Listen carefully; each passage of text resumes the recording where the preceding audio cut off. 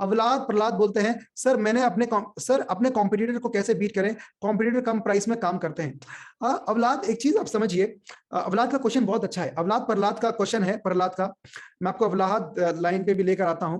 Yes Prahlad Awlad, okay Awlad को एक बार लाइन पर लाते हैं, just give me a second and yes. So मैं अवलाद को लाइन पर लाया हूं। अवलाद अपने आप को अनम्यूट कीजिए। और अवलाद बोलते हैं कि कंपटीशन को कैसे बीट करें। अवलाद प्रहलाद एक चीज आप समझना कि ये नेवर एंडिंग चीज है जो आप पूछ रहे हैं। आप पूछ रहे हैं कि मतलब आप एक नेवर एंडिंग चीज का सवाल पूछ रहे हैं। आप एक कंपटीशन को बीट कर देंगे, आपसे बड़ा कोई कंपटीशन आएगा, आप उसको बीट कर देंगे, उससे बड़ा कोई आएगा। आपको इस गेम में जाना ही नहीं है। मेरा हमेशा एक ही मोटो रहता है कि मैं अपने आप को कंसिस्टेंट कैसे इंप्रूव कर सकता हूं।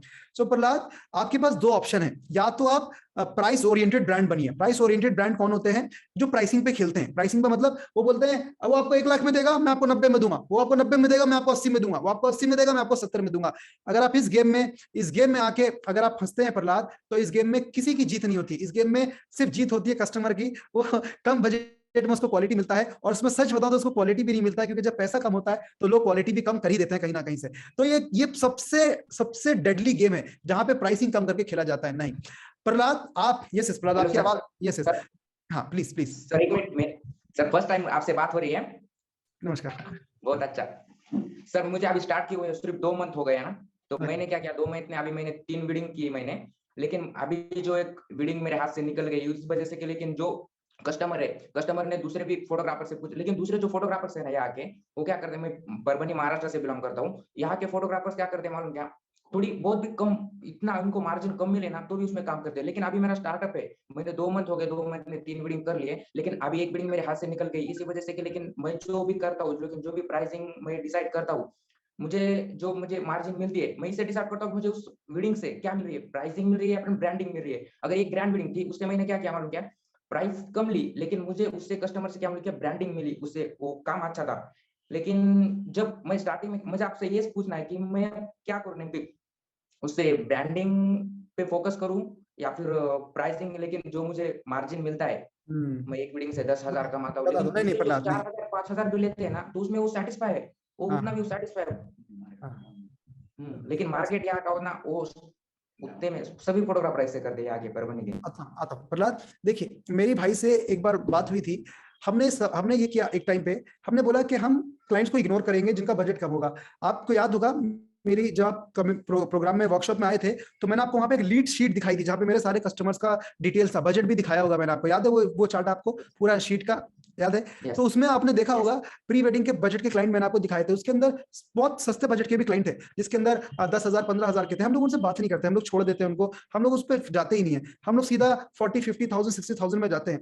अब होता क्या है प्रहलाद कि आप भले ही शुरू में कम कस्टमर करोगे, शुरू में ही आप कम कम वेडिंग्स करोगे या कम प्री वेडिंग्स करोगे, लेकिन अगर आप उन लोगों का काम अच्छा करोगे, ठीक है, तो आपका जो रेफरेंस मिलेगा ना वो भी इसी प्राइस का बनेगा, तो आप एक धीरे धीरे करके प्रीमियम ब्रांड बनते चले जाओगे। लेकिन अगर आप, वो आपका चॉइस है, इसमें कोई गलत सही की बात नहीं है, it is the purely a matter of choice whether you want to go for a 20,000 wedding और प्री वेडिंग जो भी है, और you want to reach to higher budget, ठीक है।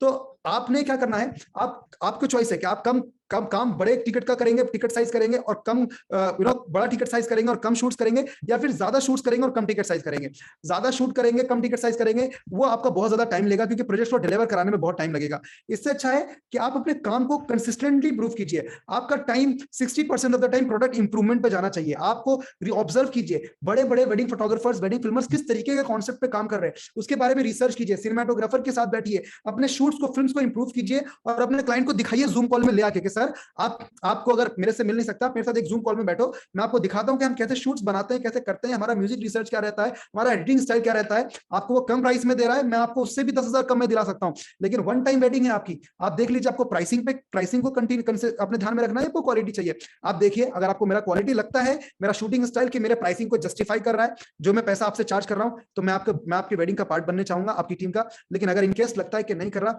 सो मैं अपना बेस्ट दूंगा उस केस में, और आप वहां से करा सकते हैं। आप जब इतना ओपन होकर क्लाइंट से बात करेंगे ना, क्लाइंट कॉन्फिडेंस देखेगा आपके अंदर। कल की बात है, एक क्लाइंट मिला, कल ही रात को डन किया मैंने, उसी से मीटिंग है मेरी 10:45 पे अभी। उसका बोलता है कि मेरे 4 फंक्शन है और एक प्री वेडिंग है, आप 2 लाख में कर दीजिए, ठीक है। मैंने उनको बोला कि सर हम 2,50,000 से नीचे नहीं आएंगे। बोलता है हमें इतने में मिल रहा है। यहाँ तक कि हमारी कम्युनिटी में ही वो पर्सन है जिनका मैं नाम नहीं लूंगा, वो मेरे प्रोग्राम में है, उनसे उनसे भी वो बात कर रहे थे और मेरे से भी बात कर रहे थे। तो वो उनको बहुत कम प्राइस में दे रहे थे। तो मैंने उनको बोला कि सर हमारा प्राइस लास्ट आपके लिए 2,30,000 रहेगा। अगर आपको लगता है कि हमारा जो प्राइस है वो जस्टिफाई कर रहा है हमारे काम को, हमारी कोटेशन को, तो we would love to be a part of your wedding and celebration. और डन हो गया बंदा। वो अभी मीटिंग है उसका, 20,000 रुपए प्लस जीएसटी अकाउंट में आ गया। तो हम लोग अपने को प्रीमियम में लेकर जा रहे हैं। अब हम लोग 2.3 लाख 2.4 लाख में पहुंच गए हैं एवरेज। तो अब हम पहले 1,90,000 2 लाख में थे, अब 2,30,000 40,000 में जा रहे हैं। तो अब हम उसको बहुत अच्छा सर्विस देंगे, बहुत अच्छे से काम करेंगे, उसकी वेडिंग को बहुत पहले डिलीवर कराएंगे।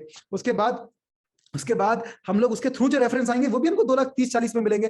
फिर हम प्रीमियम बढ़ा देंगे। जैसे आपको याद होगा बोट हेडफोन्स जब मार्केट में आई थी, तो बोट ने क्या किया मैं आपको बताता हूं। सबसे पहले 200 रुपए के हेडफोन्स लेकर आई, ईयरफोन्स लेकर आई, 300 रुपए के लेकर आई, 1,500 रुपए में बोट के स्पीकर लेकर आई। और धीरे धीरे जब लोगों को उसका टेस्ट लग गया तो अब बोट प्रीमियम ब्रांड में जा रहा है। 5-5 हजार के स्पीकर भी लॉन्च कर दिए बोट ने।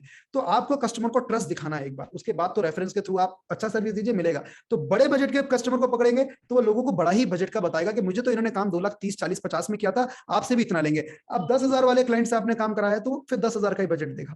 ठीक है guys, type inside the chat box lovely अगर आपको लगा Abdullah this is an amazing answer, अगर लगता है आपको, क्योंकि ऑसम ऑसम, मुझे भी फील आया कि बहुत अच्छा मैंने कुछ बहुत पावरफुल बोला है। या lovely, thank you so much.